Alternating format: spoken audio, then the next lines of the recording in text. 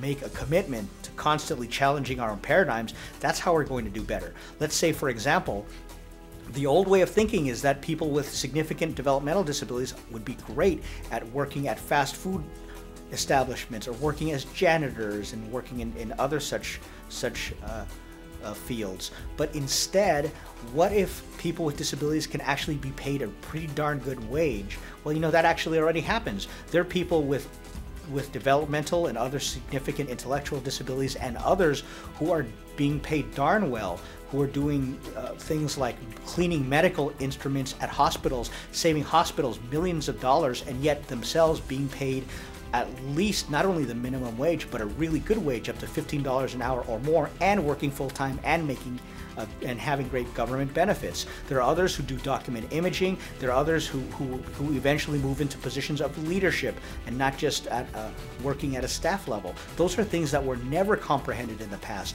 David Taylor Jr. has cerebral palsy, but also has developed a successful small business, selling water at NASCAR events in the Southeast. I speak for myself, and I am my own guardian. I live in my apartment.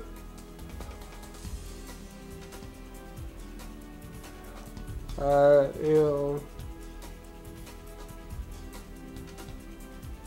sell a bottle of water. I talk to organizations about living on your own, about employment, and about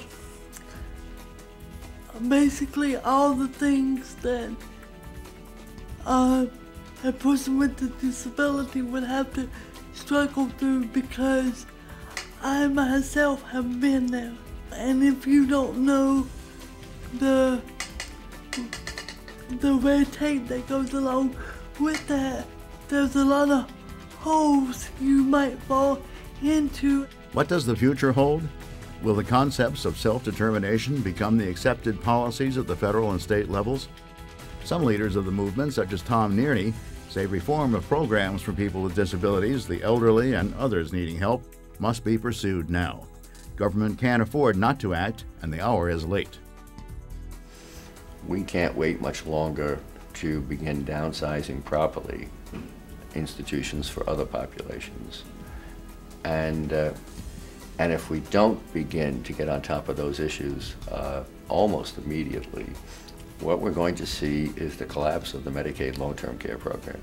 We know with the aging of America that we're going to have 20% of the population over 65 by the year 2030, I think. If you look at the developmental disability population, this is the most frightening statistic. We serve about 450,000 individuals with developmental disabilities in 24-hour supports in the human service system. That means usually, a place to call home, sometimes a group home, sometimes not their own place, but residentially we serve them, and usually with a day program or a work program. There are today over 700,000 individuals with developmental disabilities living at home today with an aging caregiver, not served 24 hours a day. It would require us in the next decade to more than double the capacity of the DD system itself. And it's a ticking time bomb.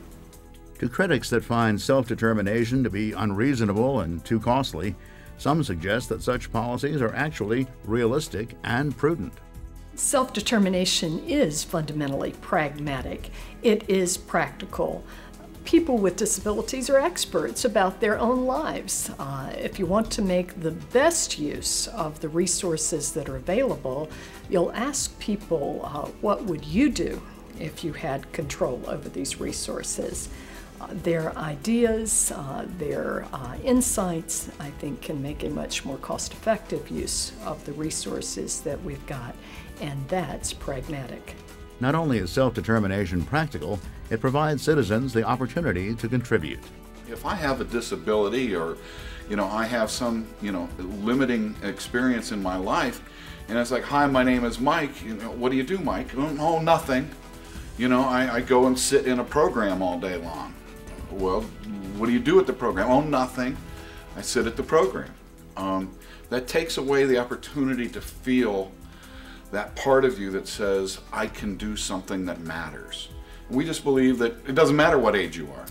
You know, we know that when we take grandma, who's been living at home all of her life, raising a family, helping her kids raise their kids, all those kinds of things, and we take her out of that place of purpose and value, and we move her into a nursing home as an example, and she loses her vision, she loses her purpose. We know what happens to her health. It goes down. She's much likely to die faster in that nursing home than she is in her own home. But everybody should have that opportunity to be able to experience that sense of, I have a reason to be alive. While issues of rights as citizens and sound government policy are priorities, the ability to experience a full life in the community cannot be ignored. People are happiest and feel most fulfilled, not when they get, but when they give. And when we don't allow people with disabilities to be able to be part of the fabric and the community and the mosaic of life, what we're saying is you're going to be a consumer for the rest of your life. You're going to consume rather than give. And we're denying people not only their birthright, but we're also denying people the opportunity to contribute. And it's the contribution that makes society better. Giving people a brighter future is the ultimate goal. It's important for everybody to have positive expectations about what the future is. And if anyone's beliefs happen to be limited, to then, for those individuals to meet examples of true success, so that way the individuals with limited expectations can ultimately broaden their own horizons. And as they broaden their own horizons, they can share that with their colleagues and with others they know, so that way it'll have a ripple effect in the broader world.